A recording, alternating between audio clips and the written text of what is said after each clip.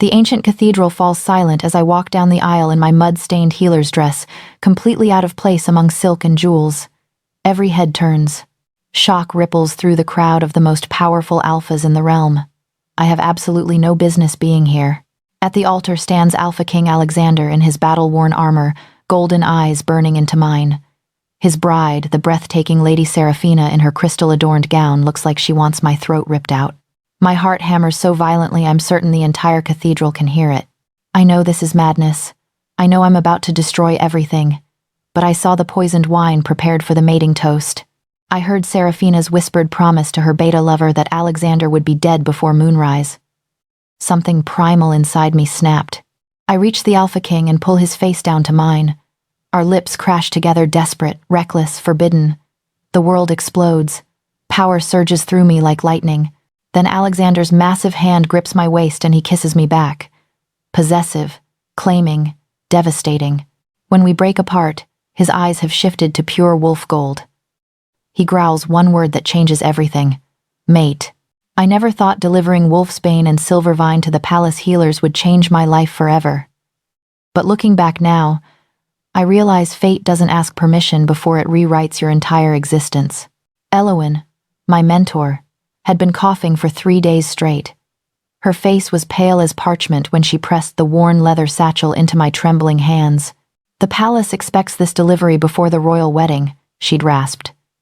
"You'll have to go in my place, Olive." I'd wanted to refuse. The palace wasn't a place for someone like me, an orphaned Omega from the lower villages who spent her days grinding herbs and mixing salves. But Elowyn's fever was rising, and the coin from this contract would keep us fed through winter. So, 3 days before the wedding that would unite the Shadowmoon Kingdom with the powerful Bloodrose Pack, I found myself walking through gates I'd only ever seen from a distance. The palace loomed above me like a mountain of white stone and silver spires, so grand it made my chest ache. Wolves in formal livery lined the entrance. Servants rushed past carrying bolts of silk and arrangements of moonflowers. Everything gleamed with a wealth I couldn't even comprehend. I clutched my satchel tighter and tried to remember the directions the gate guard had given me. Left at the main hall, down 2 corridors, 3rd door past the courtyard. Simple enough. Except nothing about this place was simple. The marble corridors all looked identical, branching off in directions that made no sense. Crystal chandeliers hung overhead, catching the afternoon light and throwing rainbow patterns across floors so polished I could see my reflection. A girl in a plain brown dress that had been mended too many times, blonde braid coming loose, eyes too wide with nervousness. I was hopelessly lost within minutes. When I turned down what I thought was the correct hallway, the atmosphere changed. The air felt heavier here, charged with an authority that made my skin prickle. Fewer servants. More guards. I realized my mistake the moment I saw the ornate double doors at the corridor's end, flanked by 2 massive wolves in ceremonial armor. Before I could backtrack, hands grabbed me from behind. I gasped as I was slammed against the cold stone wall, my satchel falling to the floor with a clatter of glass vials.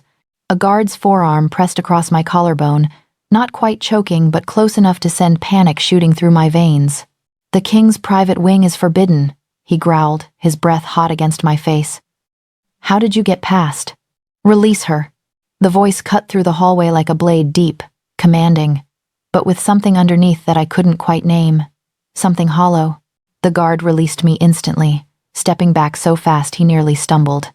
I sagged against the wall, one hand flying to my throat as I tried to catch my breath. That's when I saw him. Alpha King Alexander emerged from the ornate chambers like a storm given human form. He was tall, powerfully built, with dark hair that fell in a warrior's braids past his shoulders. He wore a simple black tunic despite his rank, and I could see the edges of scars on his forearms, marks of battles I couldn't imagine. But it was his eyes that stole the breath I'd just recovered. Golden, intense, ancient, and utterly, devastatingly sad. Our gazes locked, and something happened that I didn't understand. A pull, deep in my chest, like a golden thread, had suddenly tied itself around my ribs and pulled tight. My wolf, the one I'd never felt before, the one I'd assumed was too weak to ever surface in an Omega like me, suddenly stirred. A flutter beneath my skin, curious and yearning. The Alpha King's eyes widened almost imperceptibly, as if he felt it too. The moment stretched between us, heavy with something I had no name for. I'm so sorry, Your Majesty, I stammered, dropping into a clumsy curtsy and grabbing my fallen satchel. Glass clinked inside, and I prayed nothing had broken. I was trying to find the healer's quarters, to deliver supplies.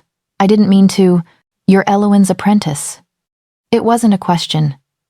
His voice was different now, quieter but no less commanding. He took a step closer, and I caught his scent pine and winter frost and something wild that made my pulse race. Yes, Your Majesty. She's ill, so I came in her place. I kept my eyes downcast, though everything in me wanted to look up at him again. I'll leave immediately. I apologize for the intrusion. The healer's wing is 2 floors down, eastern corridor. He paused, and I felt rather than saw his gaze move over me. You're far from home. I risked a glance up. He was watching me with an expression I couldn't read, but there was something in those golden eyes that made my heart clench. Behind him, through the open doorway to his chambers, I could see a massive desk covered in documents, and there, prominently displayed, was an ornate wedding invitation bordered in silver and crimson. The royal wedding. In 3 days, this devastating, lonely-looking alpha would bind himself to Lady Seraphina of the Bloodrose Pack. I'd heard the servants in the village talking about it, how beautiful she was, how powerful the alliance would be, how lucky the kingdom was to have such a union. Congratulations on your upcoming wedding, Your Majesty, I said softly, trying to break the strange tension that seemed to thicken the air between us. The whole kingdom celebrates with you. Something flickered across his face. Pain, maybe, or resignation. When he spoke, his words sent ice down my spine. Don't congratulate me yet, little Omega. His voice was barely above a whisper, and his eyes held mine with an intensity that made me forget to breathe. This wedding may be my funeral. Before I could respond, before I could even process what he'd said, he turned away. Escort her to the healer's wing, he commanded the guards. Ensure she reaches her destination safely. Then he disappeared back into his chambers, and the ornate doors closed with a finality that somehow felt like goodbye. The guards led me away in silence, but I couldn't shake the image of those sad golden eyes. I couldn't forget the way my wolf had woken for the first time in my life. Couldn't stop hearing his words echoing in my mind. This wedding may be my funeral. I had no idea how right he was, or that in 3 days, I would be the one to stop it. The day before the wedding, everything went horribly wrong. I arrived at the palace just after dawn, my satchel packed with the carefully prepared wolfsbane tinctures and silvervine salves Elowen had spent weeks perfecting. The city was already alive with celebration banners in crimson and silver hung from every building, and the scent of roasting meat and honeyed wine filled the air. Tomorrow, the Alpha King would take his bride, and the kingdom would have a new queen. I should have felt the same joy radiating from everyone around me. Instead, all I could think about were those golden eyes and that devastating warning. This wedding may be my funeral. The head healer, a stern wolf named Marta with gray streaking her temples, met me at the servants' entrance with a scowl that made my stomach drop. Before I could even open my satchel, she waved me away dismissively. We don't need your delivery, girl. We've already received our supplies. I blinked, confused. But Elowen has a standing contract with the palace. She prepared these specifically for... Lady Seraphina's personal healers arrived from the Bloodrose territory yesterday with everything we need. Marta's tone left no room for argument. Far superior quality, I might add. You can tell your mentor the contract has been terminated. The words hit me like a slap. Terminated? That contract was half of Elowen's income. Without it, we'd barely survive the winter. But more than that, something felt deeply wrong. Elowen had served the palace for 20 years. They wouldn't just dismiss her without notice, especially not days before a royal wedding when medicinal supplies would be most needed. Please, I tried again, desperation creeping into my voice. If I could just speak to someone in charge. The matter is settled. Leave before I have the guards escort you out.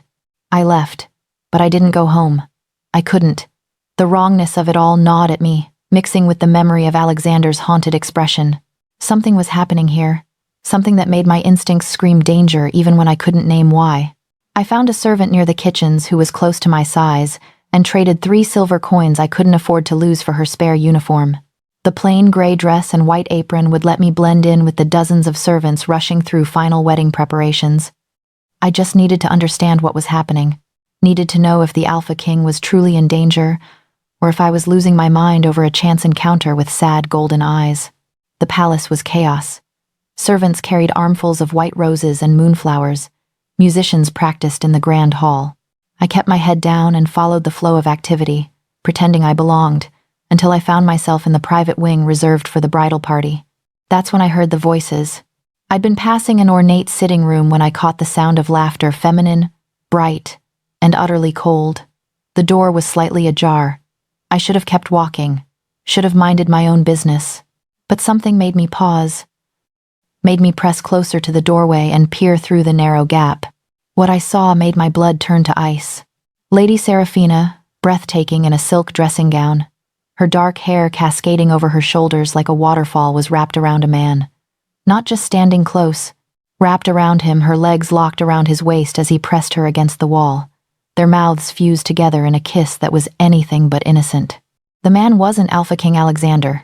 I recognized him from the formal portraits I'd seen in the corridors. Beta Marcus of the Bloodrose Pack, Seraphina's supposed cousin. The way they were devouring each other was definitely not familial. I should have fled right then. But I was frozen, hidden in the shadows behind a heavy tapestry near the doorway, my heart hammering so loud I was certain they'd hear it. Marcus finally broke the kiss, breathing hard. "Tomorrow," he murmured against Seraphina's throat. "After tomorrow, everything changes." Seraphina laughed, the sound like poisoned honey. "It'll be almost too easy. Marry the beast, gain access to his chambers, and then—" She made a casual gesture, as if discussing what to wear rather than something far darker. "The mating ceremony toast. One drink, and by moonrise, the throne will be ours." My chest constricted. No, she couldn't mean. What if he suspects? Marcus pulled back, concern flickering across his handsome face. "Alexander isn't stupid. If he discovers the plan—" "He won't." Seraphina's voice turned venomous, dripping with contempt. "Alexander is too honorable, too bound by duty to suspect his chosen bride. The council arranged this marriage for the good of the kingdom. He'll drink the toast like the obedient king he is, grateful to finally fulfill his responsibility. The man has spent his entire life sacrificing for duty. He won't break tradition now." She ran her fingers through Marcus's hair, her smile cruel and beautiful. "Besides, he doesn't love me. This is just politics to him. He'll never see it coming." Horror crashed through me in waves. They were going to kill him, poison him, at his own wedding, in front of the entire kingdom, during the sacred mating ceremony. And everyone would think it was an attack from outside enemies, never suspecting the bride herself. I must have made a sound, a gasp, a whimper, something, because Seraphina's head snapped toward the doorway, her eyes, cold and calculating, locked directly on the tapestry where I hid. "Someone's listening," she hissed. I didn't wait to hear more. I ran. My feet pounded against marble floors as I fled down corridors, not caring about stealth anymore, just desperate to get away. Behind me, I heard Marcus shouting for guards. My lungs burned. The servant's uniform tangled around my legs. I crashed through a side door and into a garden, then another corridor, until I finally burst out a servant's exit and into the city streets beyond. I didn't stop running until I reached the lower district, collapsing against a wall in a narrow alley, gasping for breath. My whole body shook. They'd seen me. Not my face, maybe, but they knew someone had heard. I'd made myself a target. The smart thing would be to run.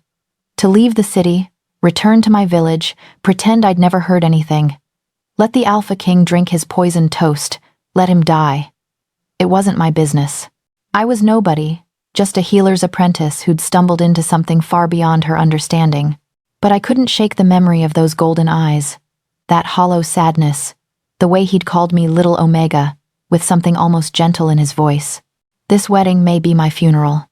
He'd known something was wrong. Maybe not the specifics, but he'd felt the trap closing around him. And tomorrow, it would kill him. I pressed my hands against my face, trying to think through my panic. What could I do? Who would believe me? I had no proof, no standing, no power. If I went to the guards and accused the bride of treason, they'd either laugh at me or throw me in the dungeons for spreading lies about Lady Seraphina. But I couldn't let him die. I wouldn't. The wedding was tomorrow at midday.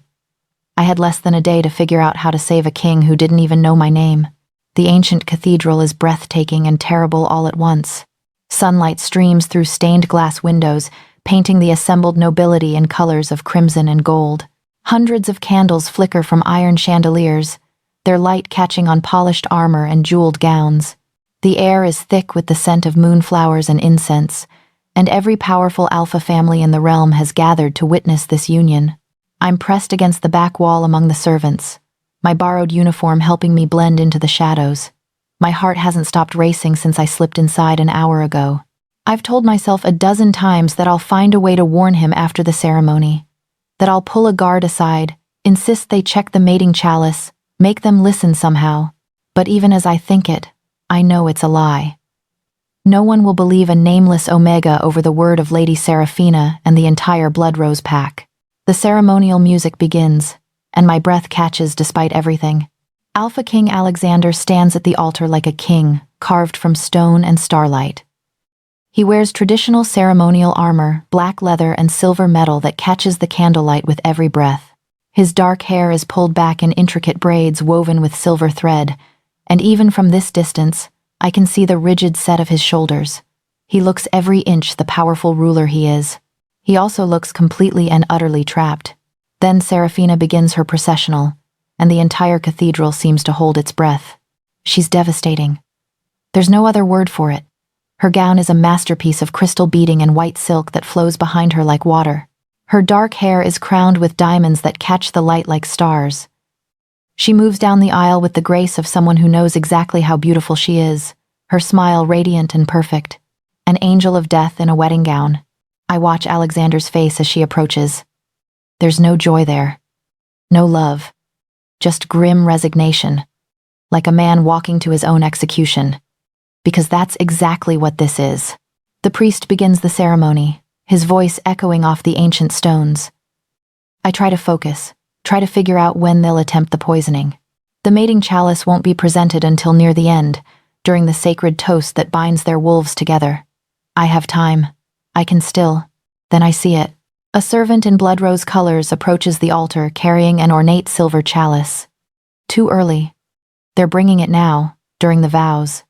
Not waiting for the traditional moment. My eyes snap to Beta Marcus in the third row, and I catch the subtle nod he gives the servant, the slight curl of his lips. They're going to poison Alexander now. Today. Right now. The priest's voice fills the cathedral. If any person here knows of any lawful impediment to this marriage, speak now or forever hold your peace. My feet move before my mind catches up. I push away from the wall and step into the center aisle. The whispers start immediately, a ripple of shock spreading through the assembled nobles. Heads turn. Eyes widen. A commoner in a servant's dress, walking down the aisle during a royal wedding. It's madness. Every step feels like walking through deep water.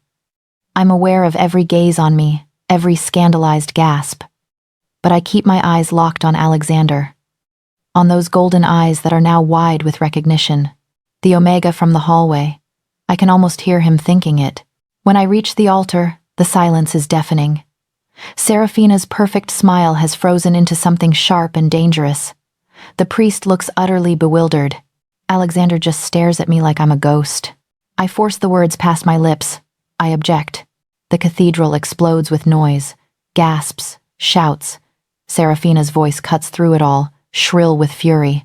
How dare you! Guards, remove this nobody from my wedding!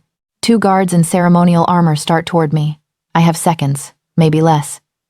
My eyes find the chalice in the servant's hands, then snap to Alexander. I try to tell him with my gaze what I can't say with words. Danger, poison, please understand. But there's no time for understanding. So I do the only thing I can think of, the only thing that might save him. I grab Alexander's face and pull him down to me. Our lips crash together, and the entire world explodes. Power surges through me like lightning, striking directly into my chest. Ancient, primal, undeniable. It's not just a kiss, it's a ignition, a claiming, a fundamental rewriting of everything I thought I knew about myself.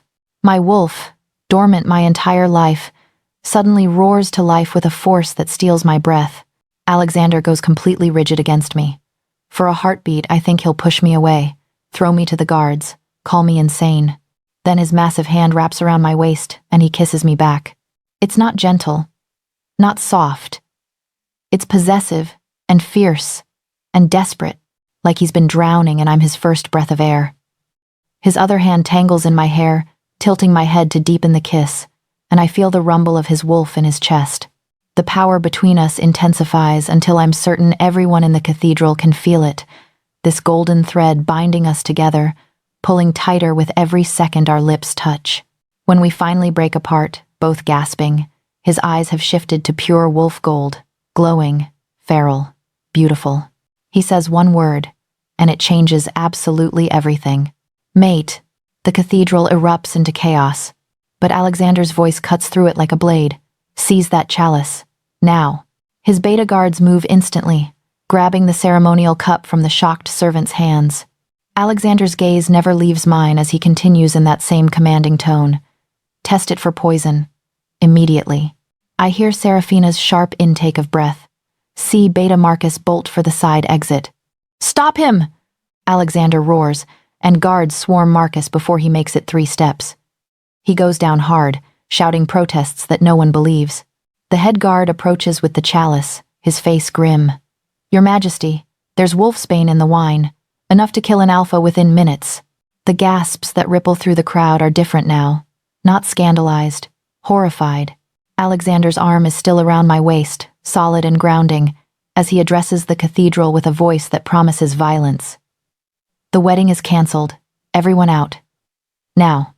Nobody argues with an alpha king in full wolf mode, golden eyes blazing and power radiating from him in waves that make the candle flames flicker. The nobility flees in a rush of silk and panic. Guards drag a screaming Seraphina toward the dungeons. Marcus fights uselessly against his captors. Within minutes, the ancient cathedral is empty, except for a few trusted guards positioned at the doors. And me. Alexander's hand is still on my waist. His eyes, still more wolf than man, search my face like I'm a miracle and a mystery all at once. Like he's trying to understand how his entire life just shattered and reformed in the space of a single kiss. Who are you? He whispers, and there's wonder in his voice beneath the shock. I'm shaking so hard I can barely stand. The power that surged through me is fading, leaving me weak and overwhelmed. I'm nobody. I manage. Just Olive. The healer's apprentice. I overheard them plotting. I couldn't let you die. His thumb traces my cheekbone with devastating gentleness. You're not nobody, Olive. His voice drops to something raw and reverent. You're my mate. My wolf recognized you the moment you touched me. Tears I didn't know I was holding spill down my cheeks. I don't understand. I'm just an omega. I can't be. You are. He says it with absolute certainty. Like it's the only truth that matters in a world that just turned upside down. And you just saved my life. Then he pulls me against his chest, and I collapse into him, finally letting myself break. I saved him. Somehow, impossibly, I saved him, and awakened something between us that feels like destiny itself. The private chamber Alexander leads me to is smaller than I expected for a king more personal than palatial. Dark wood furniture. Maps spread across a heavy desk. Weapons mounted on the walls between shelves of leather-bound books. It feels lived in, real, and somehow that makes everything more terrifying. He closes the door behind us, and suddenly the space feels impossibly small. Alexander begins to pace, and I'm reminded of a caged wolf all contained power and restless energy. He's removed the ceremonial armor, leaving him in a simple black tunic that somehow makes him look even more dangerous, more real. His golden eyes track over me again and again, like he's trying to solve an impossible puzzle. Tell me everything, he finally says, his voice controlled but edged with something sharp. Who you are, why you kissed me, how you knew about the poison. The words tumble out of me in a rush, tripping over each other. My name is Olive. I'm a healer's apprentice from the lower villages.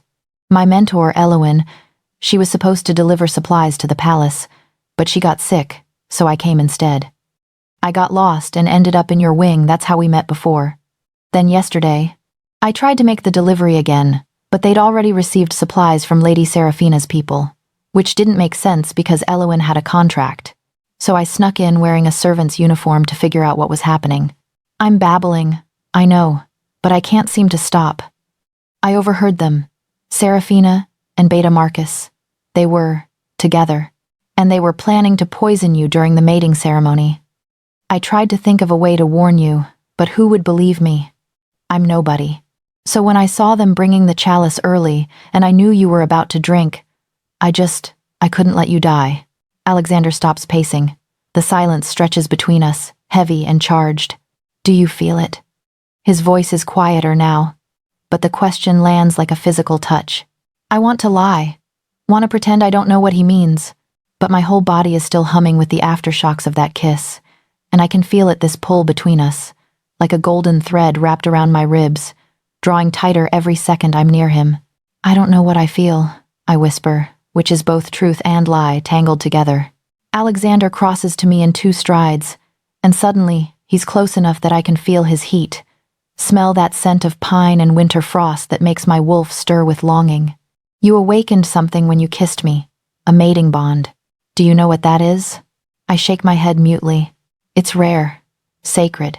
It only forms between true mates, wolves who are destined for each other. His eyes search mine with an intensity that makes my breath catch. My wolf recognized you the instant our lips touched. He's been clawing at me ever since, demanding I claim you, protect you, keep you. The words should sound possessive, frightening even. Instead, they send warmth flooding through my chest. But I'm nobody, I hear myself say, an orphaned omega from the villages. I can't possibly be the mate of an alpha king. Something flickers in his expression, pain maybe, or recognition. That's not how mating bonds work, Olive. They don't care about status or bloodlines, only about souls that fit together. He starts pacing again, but differently now, like he's trying to think through a problem with too many variables. You're in danger. The Blood Rose pack won't let this humiliation stand. Serafina and Marcus will have allies, family members who will want revenge. They'll come for you. Cold fear trickles down my spine. I hadn't thought that far ahead, hadn't considered the consequences beyond saving his life. I'll assign you protection, Alexander continues, his tone shifting into something more commanding. More kingly. You'll stay in the palace where my guards can... No, the word escapes before I can stop it. I have a life, a mentor who needs me. I can't just abandon everything because of one kiss. Alexander's eyes flash gold. That kiss changed everything. Whether you want to accept it or not. I didn't ask for this. My voice rises with panic and frustration. I just wanted to save your life, not upend my entire existence. And I didn't ask for a mate to crash my wedding and shatter every plan I'd made. He's closer now, his voice dropping to something raw. But here we are, Olive, bound by something neither of us chose and can't undo. We stare at each other, both breathing hard, the air between us crackling with tension and something else. Something that feels like fate pulling tighter. Alexander exhales slowly, and when he speaks again, his voice is gentler, almost tender. I'm assigning you protection. Myself. That's ridiculous. You're the Alpha King. You can't. Not anymore, Olive. He steps closer, and I feel that pull intensify, until it's almost painful. You awakened a bond that can't be broken. You're mine to protect now, whether you accept it or not. The possessiveness in those words should anger me. Instead, it makes something in my chest flutter with dangerous warmth. The kiss, Alexander says quietly, his eyes locked on mine. Was it only to save my life? Or did you feel something else? I lie because the truth terrifies me. It was purely tactical, a distraction to stop the ceremony. His lips curve into the smallest smile, and it transforms his entire face. Is that so? Yes. Then why did you kiss me so? Thoroughly. Heat floods my cheeks. I had to make it convincing. Convincing. He takes another step closer, and now we're inches apart. And what about when you kissed me back after I'd already stopped you? When you melted against me like you couldn't help yourself? I did not. But my protest dies because we both know it's a lie. You did, he murmurs. Just like I kissed you back because my wolf gave me no choice. You called to him, Olive. You called to me. We're standing so close now that I have to tilt my head back to meet his eyes. I can feel his breath ghosting across my lips. I can see the gold bleeding into his irises as his wolf surfaces. "I'm sorry," I finally whisper, my voice breaking. "I didn't mean to complicate your life. I couldn't watch you die." Something in Alexander's expression softens completely. His hand comes up slowly, giving me time to pull away, before his palm cups my cheek with devastating gentleness. "Don't apologize for saving my life, little Omega." His thumb traces my cheekbone, and the touch sends shivers racing down my spine. "Thank you for being brave enough to do what no one else would." Tears prick my eyes. "You're welcome. And now," he says, his voice dropping to something that sounds like a vow, "I'll spend every day proving I'm worthy of the gift you've given me." Before I can respond, before I can tell him he doesn't need to prove anything, he closes the distance and kisses me again. This kiss is different from the desperate collision in the cathedral. This one is slow, deliberate, questioning. His lips move against mine with a tenderness that makes my heart ache, and when I open for him with a soft gasp, he deepens the kiss until I'm drowning in the taste of him. When we finally break apart, we're both trembling. "Stay," Alexander whispers against my forehead. "Please, let me protect you." And looking into those golden eyes, feeling the mate bond pulling us together like gravity itself, I realize I don't have the strength to say no. Not to him. Not to this. "Okay," I breathe. "I'll stay." His smile is like sunrise breaking over mountains, beautiful and full of impossible hope. 3 weeks in the palace, and I'm drowning in a world I was never meant to inhabit. The chambers Alexander assigned me are larger than the entire cottage I shared with Elowen. Silk gowns and jewel tones hang in the wardrobe, emerald and sapphire and deep wine red, each one worth more than my village sees in a year. A lady's maid named Kara tends to me with a patience I don't deserve, trying to teach me things that should be second nature to someone in my position but feel impossibly foreign. How to hold a wine glass by the stem, not the bowl. How to curtsy to duchy wolves versus visiting alphas. Which of the 7 forks to use for which course at formal dinners. The proper way to address a council member versus a beta versus nobility from allied packs. It's suffocating.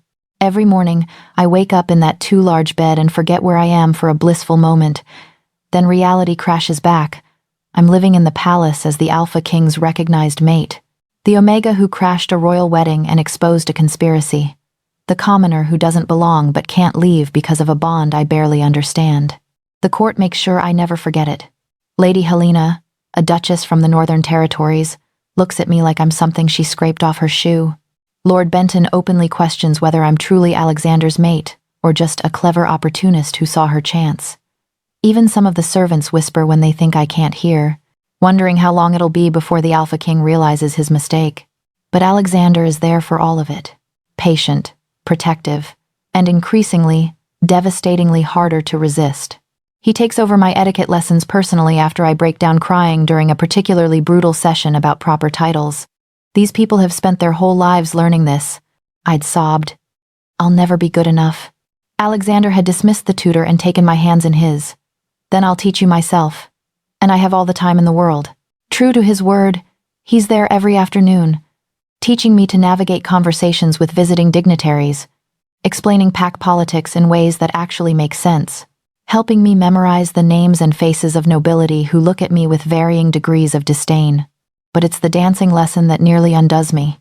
The autumn ball is approaching, my first official public appearance since the wedding disaster, and I need to know the traditional pack waltz. Alexander insists on teaching me himself in one of the palace's smaller ballrooms, claiming his beta has 2 left feet and no rhythm. The room is empty except for us and a musician Alexander pays handsomely to keep whatever he sees to himself. "The male leads," Alexander explains, stepping close enough that I have to tilt my head back to meet his eyes. "The female follows. It's about trust and connection." He takes my right hand in his left, his other hand settling on my waist with a touch that seems to burn through the fabric of my gown. I rest my free hand on his shoulder, hyper-aware of the solid muscle beneath my palm. "Just follow my lead," he murmurs, and then we're moving. At first, I'm too focused on my feet to think about anything else. 1, 2, 3, 1, 2, 3, trying desperately not to step on his boots. But Alexander is patient, guiding me through the steps with gentle pressure at my waist, adjusting our rhythm when I stumble. Gradually, I stop counting, stop thinking, start feeling the music instead, letting my body follow his lead naturally. Better, Alexander says, his voice low and warm. Much better. We're closer now than when we started. Close enough that I can feel his heat, smell that pine and frost scent that makes my wolf purr with contentment. Our bodies move together in perfect synchronization, and suddenly this isn't just dancing, it's something else entirely. I stumble on a turn, and Alexander catches me instantly, one arm wrapping fully around my waist to steady me. We freeze like that, his mouth inches from mine, my hands clutching his shoulders, both our hearts hammering so loud I can hear them. "You're a quick learner," he murmurs, his breath ghosting across my lips. I manage to force words past the tightness in my throat. "I have good motivation not to embarrass you." His eyes darken to molten gold. "You could never embarrass me, Olive." His hand comes up to cup my face with that devastating gentleness he always shows me. "You humble me." The air between us crackles with tension so thick it's hard to breathe. I can see the exact moment he considers kissing me, the way his gaze drops to my mouth and his pupils dilate. But then he steps back, releasing me, and the loss of his warmth feels like physical pain. "Again," he says, his voice rougher than before. "From the beginning. We dance until sunset, and every touch feels like a promise neither of us is ready to make." The full moon arrives 3 days later, and Alexander becomes different. I notice it at breakfast, the tension in his shoulders, the way his eyes flash gold when he looks at me, the white-knuckled grip on his silverware. By midday, he's canceled all his meetings and disappeared to his private chambers. His beta, a gruff wolf named Garrett, finds me in the library. "You should know," he says without preamble. "The full moon affects unmated wolves who found their true mates differently than others. The bond demands completion. Resisting it is painful." Ice slides down my spine. How painful? Agonizing. Garrett's expression is sympathetic, but Alexander would rather suffer than pressure you before you're ready. I find him on the balcony attached to his chambers just after moonrise. He's gripping the stone railing so hard I can see the tendons standing out in his forearms. His whole body shakes with restraint, and when he senses me approaching, he doesn't turn around. "You shouldn't be here," he says, his voice barely human, more growl than words. "Garrett told me what happens during the full moon. Then you understand why you need to leave." Each word sounds like it's being torn from him. "The moon makes me less controlled. My wolf wants to claim you, mark you, complete the bond. If you stay, I don't know if I can. Why don't you complete it with someone else?" The question escapes before I can stop it, and I hate how small my voice sounds. "Just to ease the pain." I'd understand." Alexander laughs, but it's a broken sound. "There is no one else, Olive." He finally turns to face me, and his eyes are pure wolf, glowing gold and feral and full of longing that steals my breath. "Not anymore. My wolf has chosen. It's you, or a lifetime of this."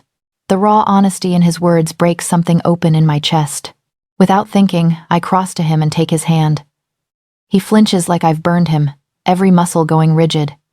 For a heartbeat, I think he'll pull away. Then his fingers thread through mine with a desperation that makes my heart ache. "You shouldn't touch me," he rasps, but his grip tightens. "Not tonight." I know, but I don't let go. We stand there on that balcony as the full moon climbs higher, hands clasped, both trembling. I can feel the bond between us pulling tighter, demanding more than this simple touch. Alexander shakes with the effort of restraining his wolf, his breathing ragged and uneven. I want to tell him I feel it too, that the bond is screaming at me to close the distance, to let him claim me the way his wolf demands. But fear holds me back, fear of this world I don't understand, fear of not being enough, fear of surrendering to something so overwhelming it might consume me entirely. So instead, I just hold his hand and let him know he's not alone in this.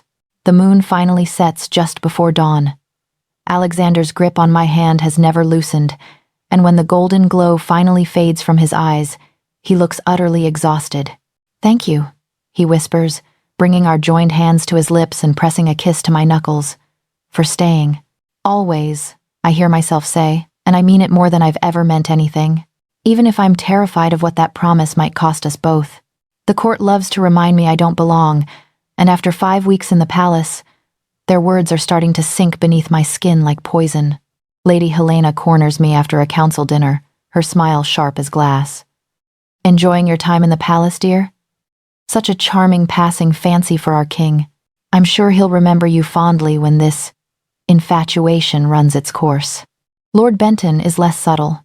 At breakfast in the Great Hall, loud enough for half the room to hear, he remarks to his companion, "How long before Alexander tires of his charity case, do you think?"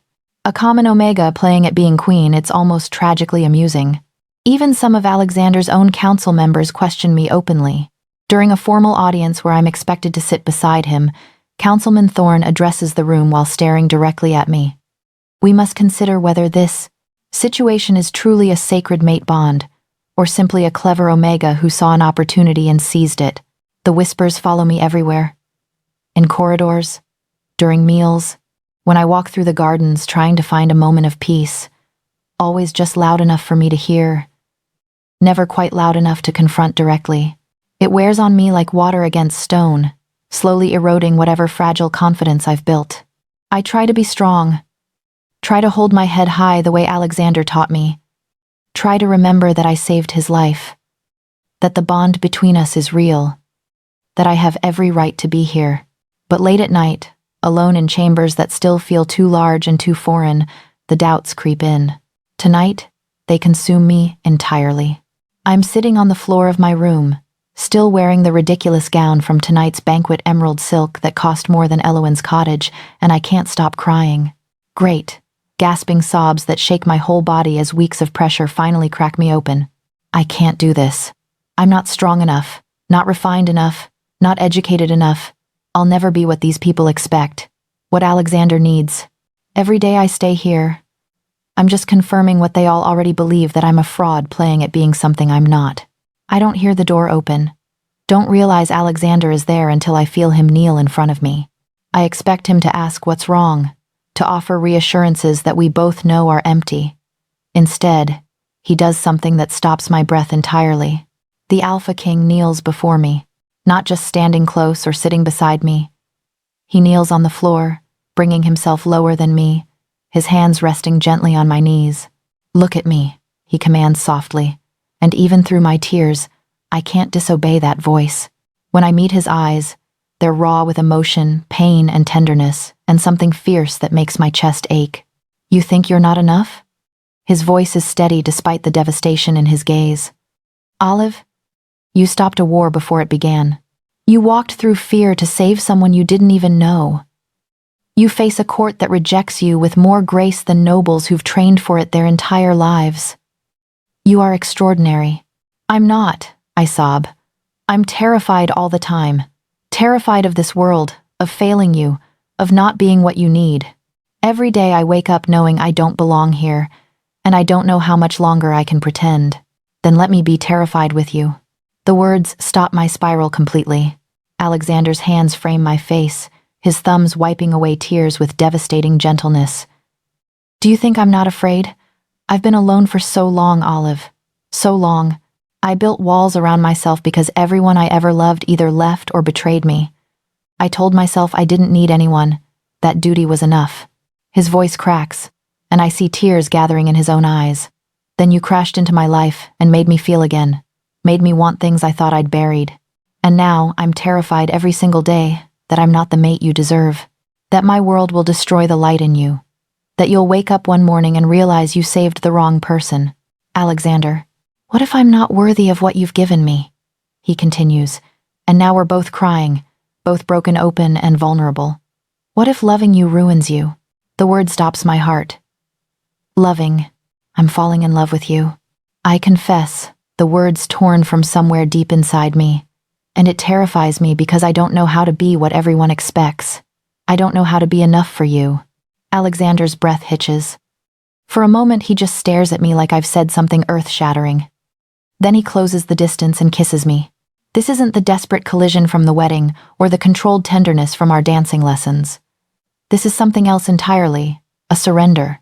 His lips move against mine slowly, deeply, like he's memorizing the taste of me.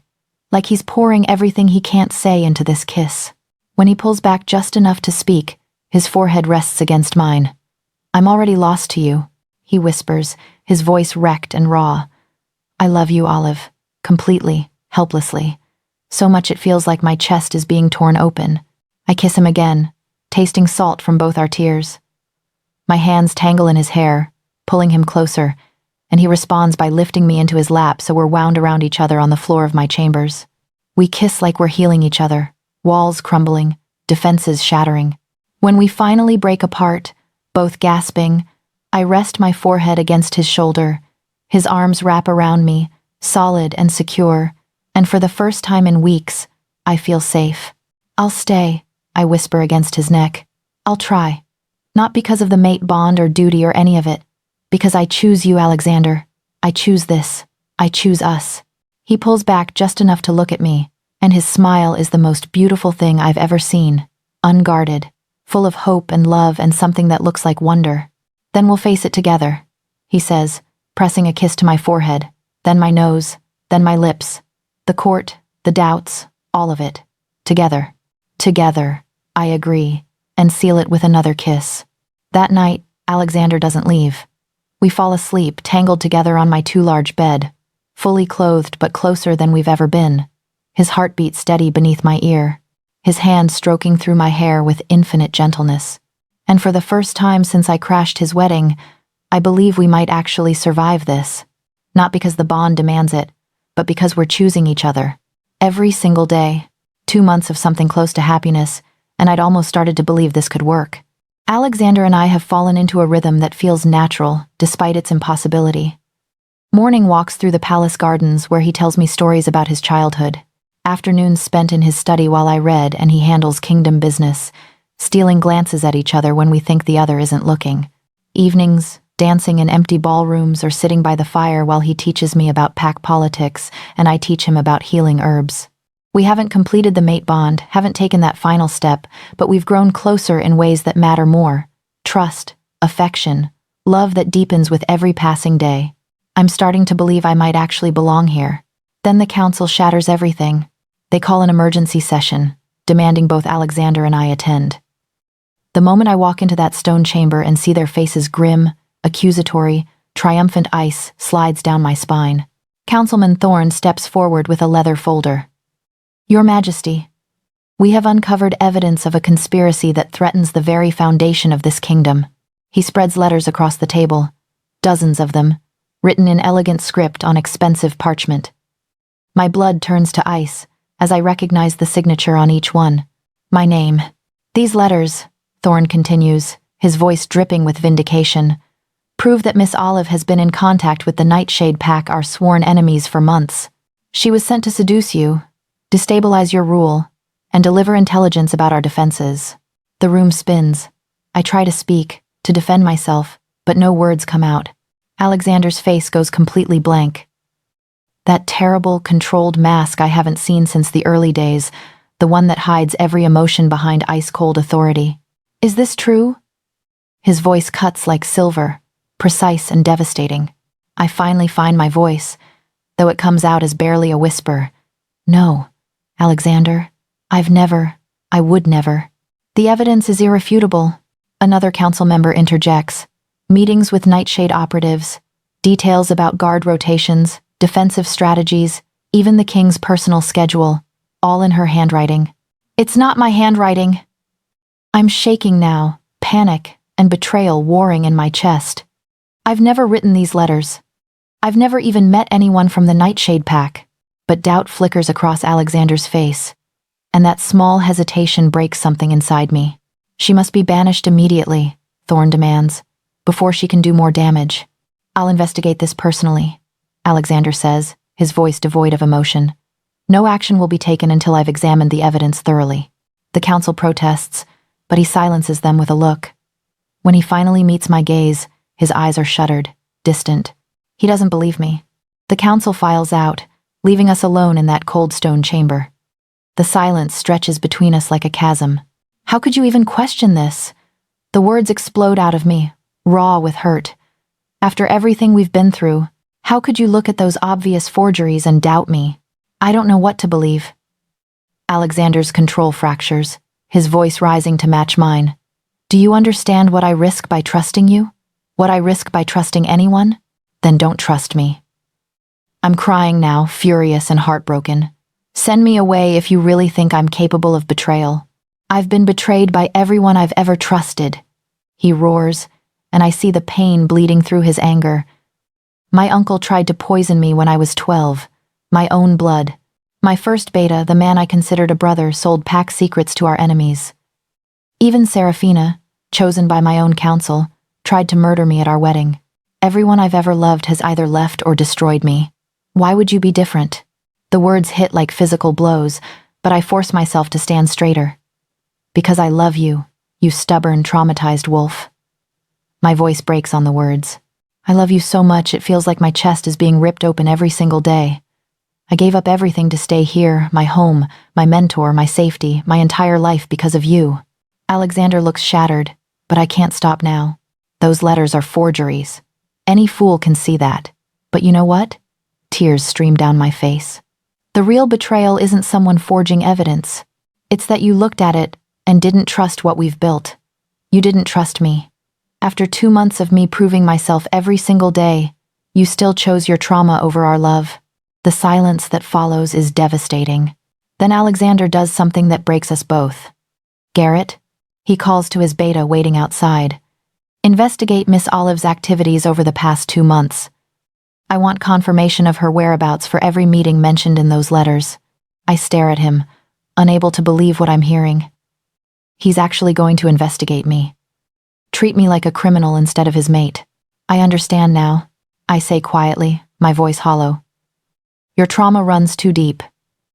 You can't choose me over your survival instincts. You'll never truly trust anyone again, including me. I turn to leave, but his voice stops me. Olive. No, I don't look back. If you need evidence to believe in us, then we were already broken. I pack my things through a haze of tears. The silk gowns, the jewelry he's given me, all of it goes into the bag. I'm leaving it all behind.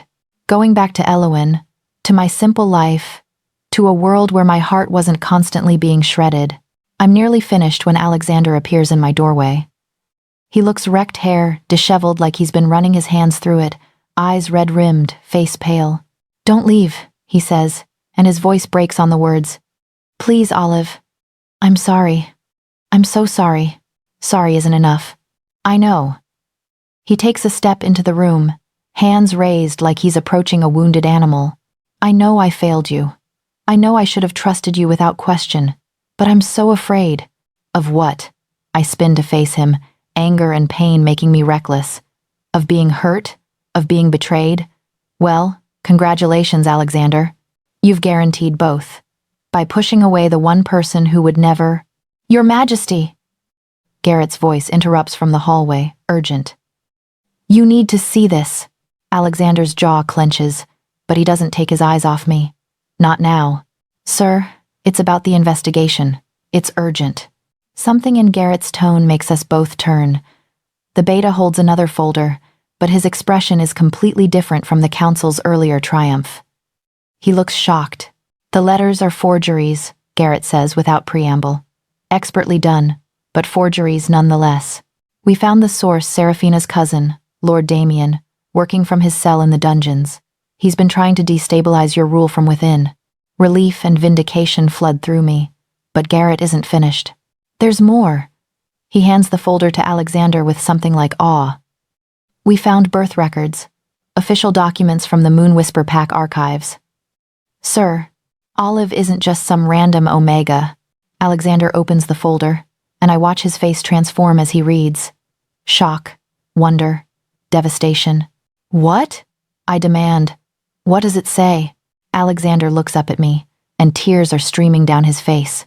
You're the lost daughter of the Moonwhisper bloodline, the pack that ruled these territories before they were betrayed and destroyed 23 years ago. Olive, you're royalty by blood. His voice breaks completely. You were always worthy. And I treated you like you had to prove yourself when you were a queen all along. He falls to his knees in front of me. Not a strategic move or a gesture, a complete collapse. I failed you, he says, voice breaking. You are my mate, my queen, by bond and by blood, and I failed you. I let my trauma blind me to the truth right in front of me. I'm so afraid of losing you that I almost drove you away myself. This powerful alpha, completely undone, crying openly as he kneels before me. Please, he begs. Please forgive me. I'll spend my life earning your trust back. I swear it. I sink down to face him, my own tears falling. We're both broken and healing all at once. Then earn it, I whisper, my hand cupping his face. Show me you choose me, even when it's hard, even when you're afraid. Alexander kisses me like I'm oxygen, like he's drowning, and I'm salvation. I choose you, he breathes between desperate kisses. Always. Only you. I'm sorry. I'm so sorry. I know, I whisper back, and I kiss him until we're both breathless. I know you are. It doesn't fix everything. Trust takes time to rebuild. But as we hold each other on that floor, both crying and kissing and promising, I know we'll find our way back. Together. My coronation as queen is supposed to be a new beginning, proof that a common omega can rise to royalty, that love can triumph over politics, that I finally belong in this world I've fought so hard to claim.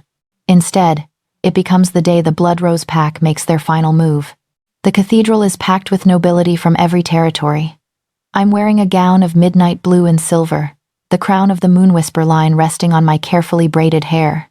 Alexander stands beside me at the altar, devastatingly handsome in his ceremonial armor, his hand warm and steady in mine as the high priest begins the coronation rites.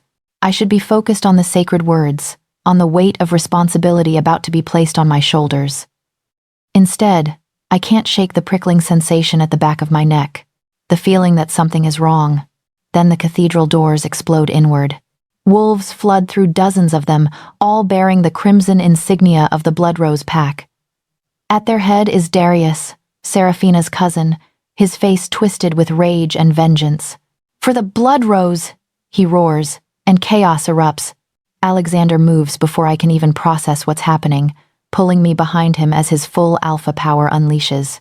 The force of it sends shockwaves through the cathedral, candles flickering, glass trembling. His wolf surfaces completely, and when he roars a challenge, the sound is so powerful it shakes the ancient stones. The battle is chaos and blood. Alexander's guards engage the attackers while nobility scrambles for safety. Steel rings against steel. Wolves shift mid-leap, their snarls echoing off cathedral walls. Alexander fights like the warrior king he is, protecting me with his body while cutting down enemies with brutal efficiency. But there are too many. I watch in horror as 5 Blood Rose wolves surround him, coordinating their attack. Alexander takes down 2, but a third catches him from behind, claws raking across his shoulder. He stumbles, and they close in for the kill. Something inside me breaks open. Power floods through me, ancient, devastating, pure omega force that legends speak of but no one believed still existed. It's not the gentle healing energy I've used before. This is raw, primal, protective fury that erupts from my core like a supernova. I don't think, don't plan, I just unleash it. The attackers near me are thrown backward by sheer energy, their bodies slamming into stone pillars with bone-cracking force. A wave of golden light pulses from me, and I feel it, the ability to heal and destroy in equal measure, ancient omega power that once protected entire kingdoms. Alexander stares at me in absolute awe, blood streaming from his shoulder. Around us, the battle has frozen as everyone witnesses what I've become. Impossible, someone breathes. But Darius sees his advantage disappearing, sees his carefully planned attack crumbling, and does the unthinkable. He moves faster than thought, grabbing me from behind before my power can react. Cold silver presses against my throat, a dagger that burns against my skin. Call off your wolves, Darius snarls at Alexander, or she dies, right here, right now. Alexander's wolf is barely contained, golden eyes blazing with lethal fury, but his voice when he speaks is deadly calm. Let her go. Not until you surrender. The dagger presses harder, and I feel warm blood trickle down my neck. On your knees, Alpha King. Renounce your crown. No. I try to shout, but the blade constricts my throat. Alexander's gaze locks with mine, and I see the decision forming. See him about to sacrifice everything to save me. Take me instead, he says, and starts to kneel. Let her go, and I'll surrender. You can have the throne, the kingdom, everything. Just don't hurt her. Darius laughs. How touching. The great Alpha King, brought to his knees by a common Omega. That's his mistake, underestimating me. I remember every lesson Alexander taught me in secret over these past months. Every self-defense technique, every pressure point, every way to turn a captor's strength against them. Combined with the Omega power now coursing through my veins, I'm not helpless. I'm deadly. I slam my head backward into Darius's face, feeling his nose crunch. His grip loosens just enough. I spin, grabbing his wrist and twisting until the dagger clatters to the stone floor. Then I channel every ounce of Omega power into my palm and slam it into his chest. The force sends him flying across the cathedral. Alexander is on him before he hits the ground, his wolf fully unleashed. They fight, brutal, vicious, two alphas battling for dominance. But we're not just Alexander anymore. We're us. Together. I join him, my power shielding us both while he delivers the final blow that leaves Darius broken and defeated on the cathedral floor. Around us, the remaining Bloodrose wolves surrender, seeing their leader fall. It's over. In the aftermath, covered in dust and blood, our coronation interrupted, and our cathedral destroyed. Alexander pulls me into his arms. He's shaking, or maybe I'm shaking, or maybe we both are. Marry me, he demands, his voice rough and desperate. Right now. I'm not waiting another moment. I laugh through my tears, gesturing at the chaos around us. We're literally standing in a destroyed cathedral. His grin is wild and free, and so alive it takes my breath away. Then it's perfect. Marry me, Olive. Be my mate, my queen, my everything. I already am your queen, I point out, touching the crown that somehow stayed on through the battle. Then be my wife, my marked mate, mine in every way that matters. The high priest, remarkably unruffled despite everything, steps forward. I can perform the ceremony now if you wish. Our remaining guests gather those who stayed to fight beside us, who proved their loyalty in blood and battle. And in that broken, beautiful cathedral, still bearing scars from the attack, we have our true mating ceremony. When Alexander kisses me, sealing our bond before the entire kingdom, I feel the connection between us snap into perfect, unbreakable wholeness. His wolf and mine, finally united. Two souls that fit together despite every obstacle the world threw between us. Later, in his chambers under the light of the full moon, Alexander marks me. His teeth sink into the curve of my neck, and I mark him in return, our bond completing in a surge of power and pleasure and love so overwhelming I think I might shatter from it. We come together with tender passion, whispered promises, tears of joy mixing with gasps of pleasure. Every touch is reverent, every kiss tastes like forever. When I finally fall asleep in his arms, marked and mated and whole, I understand what it means to be completely, perfectly loved. 3 months later, I'm standing in our private gardens, hand resting on my barely showing belly, watching Alexander play with the pack children. He's teaching them basic defense moves, patient and gentle, and my heart swells watching him. He catches me staring and crosses to me with that predatory grace I've come to adore.